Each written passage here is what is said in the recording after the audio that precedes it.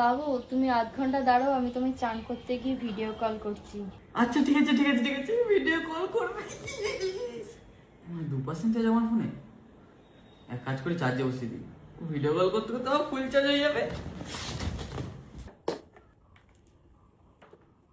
1 hour later. আর কিছুক্ষণের মধ্যে video call করবে ও।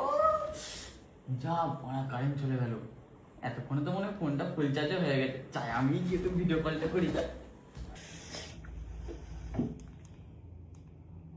যা খুলছে না কেন ফোনটা, এর আবার কি হলো?